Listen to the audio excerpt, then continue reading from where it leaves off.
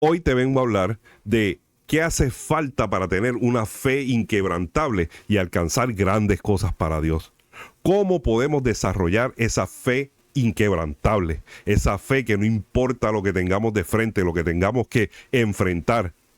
Nosotros digamos, voy para adelante, voy para allá, voy a conquistar, voy a tener éxito, no voy a fracasar. Hace falta una fe inquebrantable, pero ¿cómo podemos desarrollar esa fe? ¿Cómo podemos desarrollar una fe como la que tuvo Noé? Noé trabajó 100 años para construir un arca. 100 años. Noé nunca había visto una gota caer del cielo. Noé vivía en un desierto. No había agua cerca y sin embargo Dios le da una instrucción y le dice, construye un arca. Y Noé está 100 años construyendo ese arca. La gente le decía a Noé, ¿qué rayo tú haces? Noé, ¿cómo que va a caer agua del cielo? ¿Qué es eso? Noé, aquí no hay agua, ¿para qué tú estás construyendo el barco ese? Deja eso, muchacho. Y Noé siguió con su fe construyendo el arca. Y ya ustedes saben la historia, ¿verdad? Cayó el diluvio y los que se salvaron fueron Noé y su familia con todos los animales, ¿verdad que sí? ¿Qué clase de fe tenía Noé? ¿Qué clase de fe tuvo Pedro cuando oyó al maestro en medio de la tormenta del mar? Lo vio parado sobre el agua, caminando. Y le dijo, Señor, si eres tú, manda que yo camine por encima del agua. Y el Señor le dijo, ven. Jesús le dijo, ven. Y Pedro creyó lo que Jesús le estaba diciendo, que él iba a poder caminar por el agua, por encima del agua.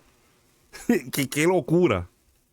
Y antes de tocar los pies, ya él estaba decidido a que él iba a caminar por encima del agua. Y se bajó del barco y puso sus pies sobre el agua y caminó. ¡Wow! Cuando le faltó la fe, fue que se hundió. Ahí fue que el maestro le dijo, ¿por qué tuviste poca fe? Porque apartó su mirada, ¿verdad? Y vio la tormenta y empezó a mirar alrededor y apartó su mirada del Señor.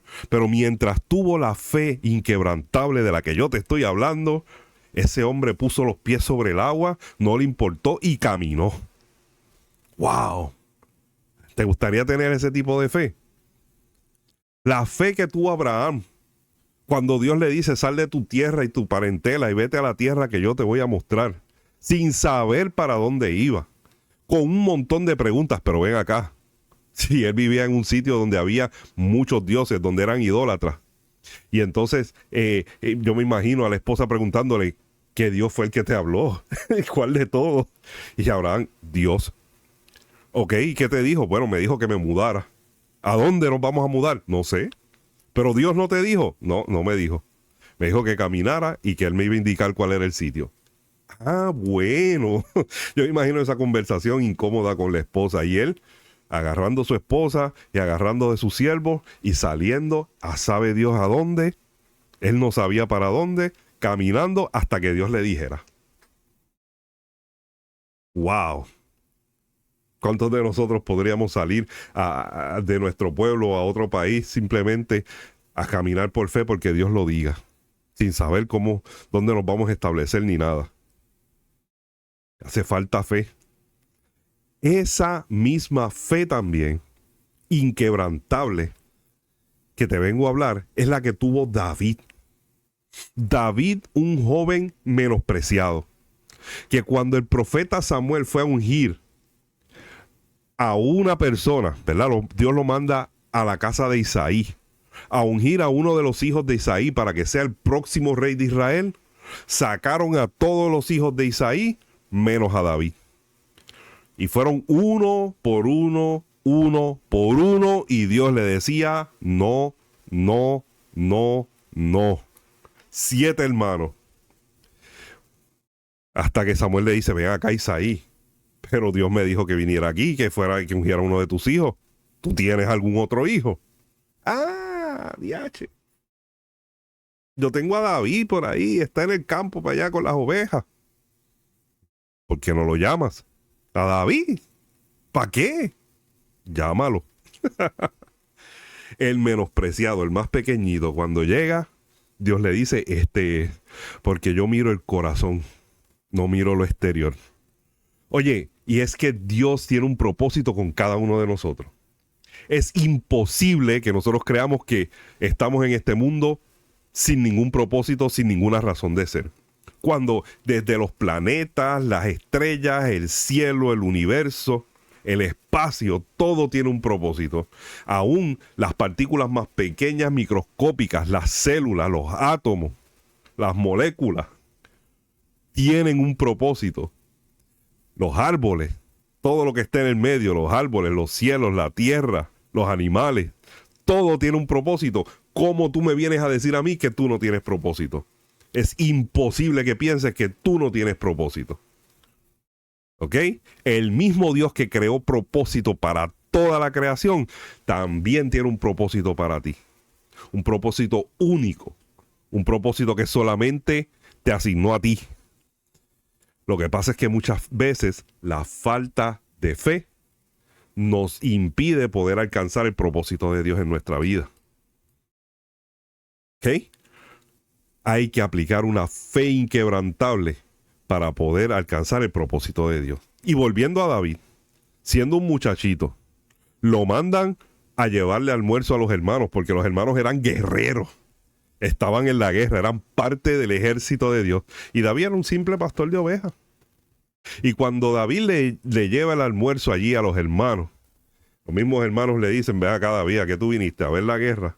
Y yo: ¿qué guerra? Si no había guerra, si estaba Goliat ahí gritando y diciendo 20 cosas y ellos no estaban peleando. Ah, tú lo que viniste aquí fue a ver a la guerra. Así le dicen los hermanos. Sin embargo, David empieza a escuchar a aquel hombre gigantesco, aquel hombre que dicen que medía como 10 pies, aquel hombre que era tan grande que dicen que tenía 6 dedos en las manos y 6 dedos en los pies, que tenía una lanza que parecía un poste.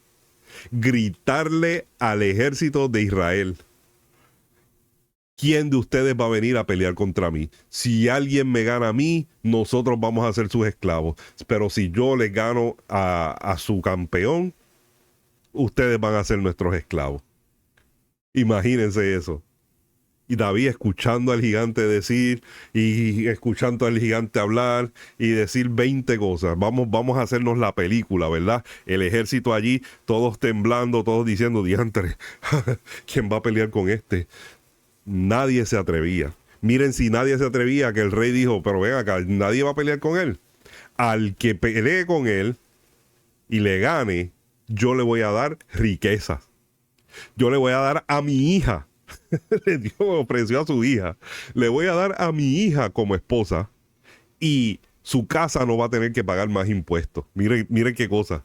Así le dijo el rey para ver si alguien se motivaba a pelear contra Goliat.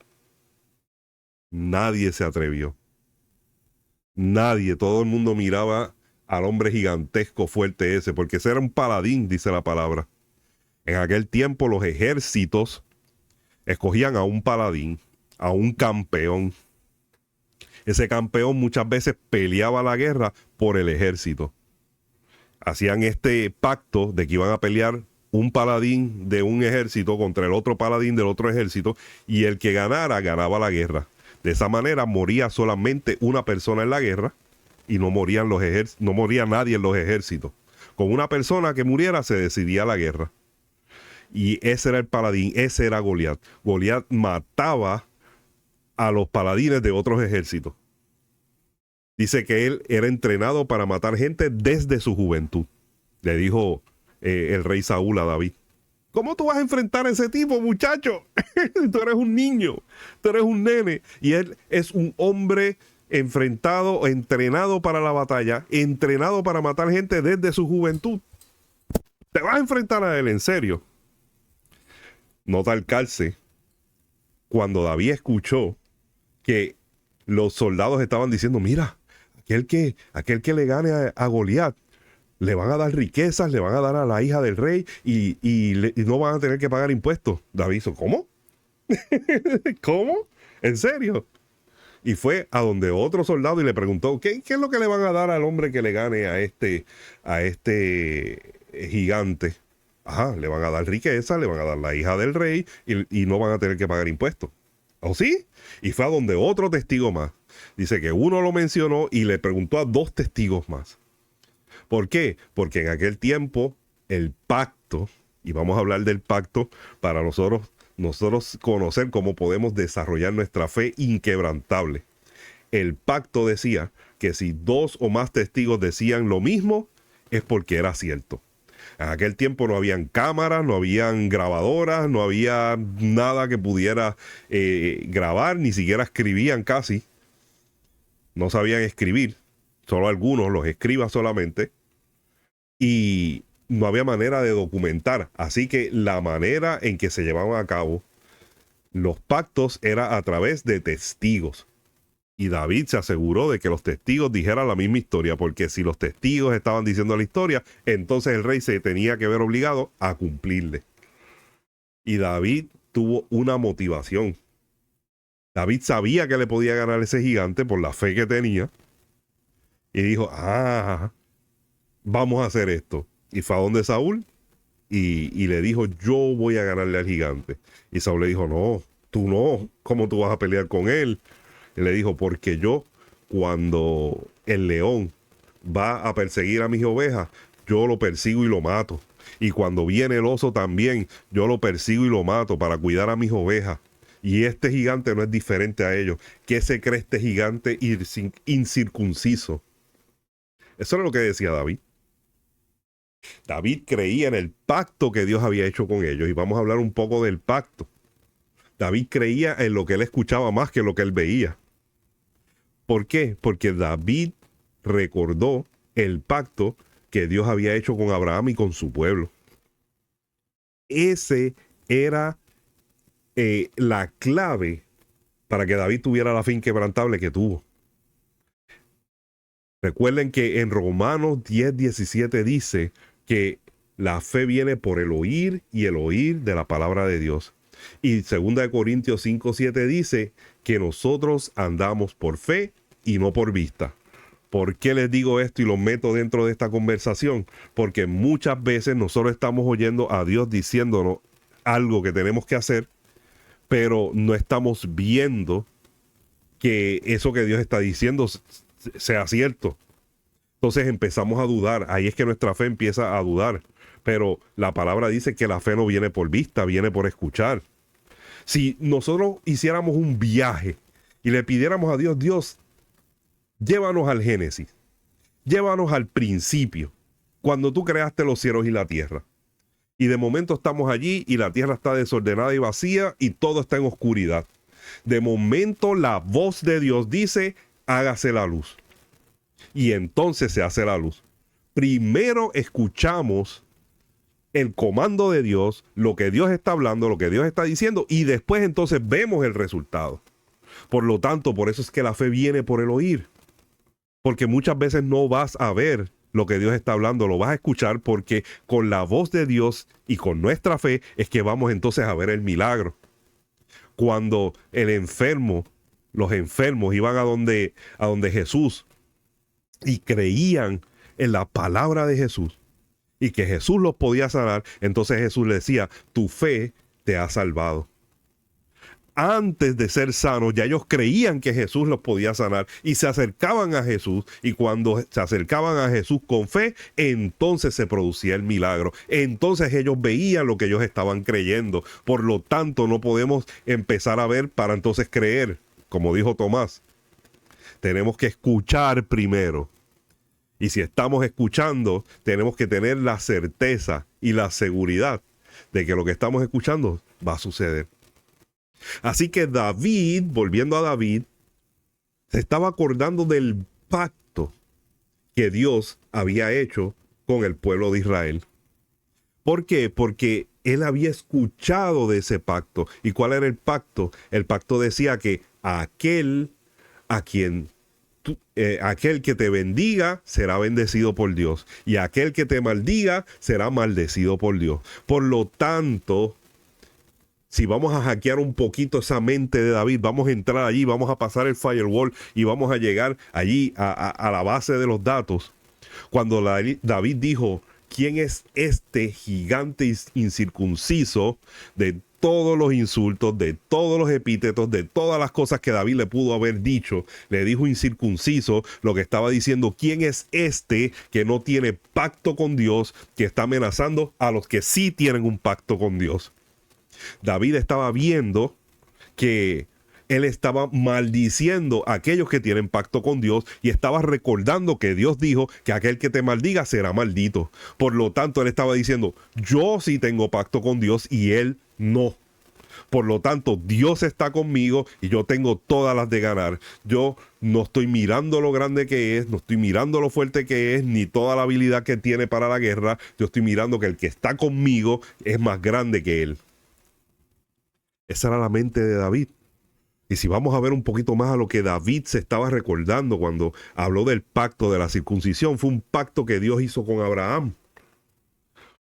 Y si vamos a desglosar un poquito los pactos, cómo se hacían en la antigüedad, los pactos se hacían entre dos personas que llegaban a un lugar, el lugar del encuentro del pacto, se ponían espalda con espalda, ¿verdad? Espalda con espalda, y traían animales.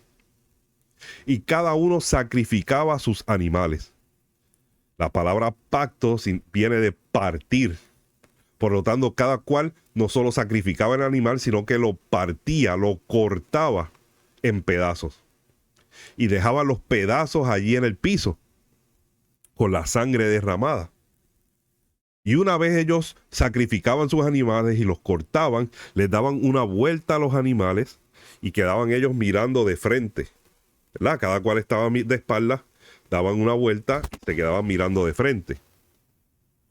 Una vez estaban mirando de frente, con su mano izquierda tomaban un cuchillo y se hacían un corte en la mano derecha. Ese corte, ¿verdad? Sacaba sangre y se daban la mano. Y una vez se daban la mano, la sangre de uno se mezclaba con la del otro. Y ahí entonces hacían sus votos. Y este pacto no era como los contratos de ahora, ¿verdad? Porque lo podemos comparar con un contrato. Pero los contratos son para yo cubrirme por si acaso tú me fallas. O que tú te cubras si yo te fallo. Pero el pacto no era así. En el contrato, si tú no cumples, yo te puedo demandar. Y si yo no cumplo, tú me puedes demandar a mí. Pero en este pacto, lo que estaban diciendo era, si yo no cumplo, que a mí me pase lo que le pasó a este animal. Y si tú no cumples, a ti te va a pasar lo que le pasó a este animal. Por lo tanto, no era para...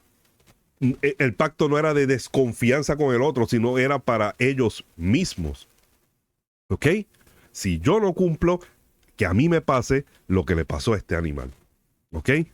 Y de esa manera hacían el pacto. Así que yo me comprometía que con todas mis fuerzas, con toda mi alma, con todo mi corazón, yo voy a cuidar de esta persona, de este hermano de sangre que tengo ahora. Y ese hermano de sangre se comprometía a cuidar de mí con todas sus fuerzas, con toda su alma, con todo su corazón, con toda su mente. Amén. ¿Dónde hemos escuchado eso, verdad? Eso fue lo que Dios le pidió a su pueblo. Lo que Dios nos pide a nosotros, amarlo sobre todas las cosas, con toda nuestra alma, con toda nuestra mente, con todo nuestro corazón, con toda nuestra fuerza. Ese era el pacto. Entonces, cuando vemos entonces el pacto que Dios hace con Abraham, tenemos unas varias particularidades. La primera es que nadie puede ver a Dios. Por lo tanto, en el momento en que Abraham está haciendo ese pacto con Dios, dice la palabra que Dios hace caer en un sueño profundo a Abraham.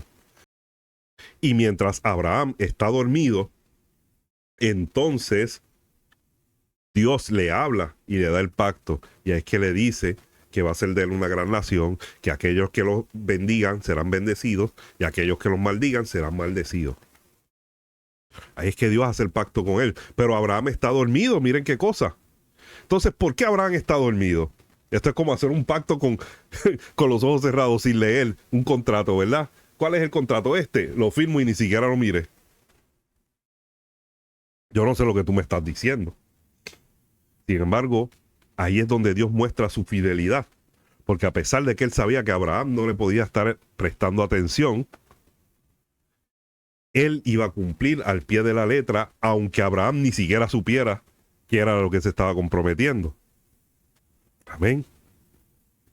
By the way, él se llamaba Abraham. Abraham significa gran padre, pero Abraham no tenía hijos. Y yo me imagino a la gente haciéndole el bullying y diciendo, ahí va el gran padre que no tiene hijos. Era una vergüenza para Abraham llamarse así, que eso significara su nombre, porque en los hebreos ponían nombres con significado, y que no pudieras cumplir ni siquiera con lo que decía tu nombre, con lo que significaba tu nombre. Así que Abraham significaba gran padre, y cuando viene Dios lo hace aún más grande. Entonces le cambia el nombre a Abraham, y Abraham significaba padre de naciones. ¿Cómo Dios iba a sacar de Abraham naciones si Abraham no tenía ni un hijo en aquel momento? Entonces mire la fe que tenía Abraham de que Dios lo iba a hacer, de que a pesar de que él no tenía ningún hijo, él creía que Dios le iba a dar ese hijo de la promesa y que iba a ser de él una gran nación. Y dígame si Dios cumplió o no cumplió, porque otra de las particularidades que tiene este pacto es que si el pacto es que a mí me pase lo que le pasó a ese animal, pues se supone que si Dios no cumple, le pase lo que le pasó al animal, que sea partido y muera. ¿Verdad que sí? Pero aquí está el problema. Dios no puede morir. Y si Dios no puede morir, significa que Dios está obligado a cumplir el pacto. Dios no puede mentir. Como no puede morir, no puede mentir. Punto.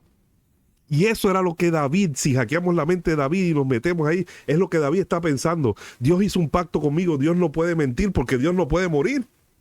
Así que yo voy a enfrentar a este gigante y yo sé que yo le voy a ganar porque él no tiene pacto y yo sí. Y ustedes saben la historia. Y ustedes saben que David, con su onda, le tiró la piedra en la frente al gigante, y cuando el gigante cayó al piso, el gigante no tuvo break ni siquiera de tirar un zarpazo. Cuando el gigante cayó al piso, David le quitó la espada y le cortó la cabeza. ¡Wow! ¡Qué fe tan grande tenía que tener David! ¡Qué fe inquebrantable es la que tiene que tener David! Y ahora yo te digo, el mismo Dios que te llamó es el mismo Dios que te dio un propósito, y es el mismo Dios que tiene un pacto contigo. Y si Dios te está hablando algo y tú lo estás escuchando, aunque tú no estés viendo lo que te está escuchando, créelo porque se va a cumplir. Aunque la visión tarde, espérala porque no tardará. Ese es el pacto que Dios ha hecho con cada uno de nosotros, y es lo que yo quiero dejarte en esta noche. No tengas miedo en seguir hacia adelante. No tengas miedo en cumplir tu propósito. Si no sabes cuál es el propósito, pídele a Dios. Busca qué yo soy bueno para hacer. Cómo yo puedo servir a mi gente. Cómo yo puedo servir a mi prójimo. En qué yo soy bueno. ¿Para qué Dios me creó? Y tú vas sirviendo y vas descubriendo para qué Dios te llamó. Y te sigues moviendo hacia adelante sabiendo que el Dios que te llamó es el Dios que te va a respaldar. Es el Dios que tiene un pacto contigo. El Dios que no puede morir, por lo tanto no puede mentir. Así que es el Dios que te va a cumplir. Amén. Espero que este mensaje sea de gran bendición para tu vida. Te espero la semana que viene con otro mensaje poderoso como este. Amén. Cuídate mucho. Dios te bendiga.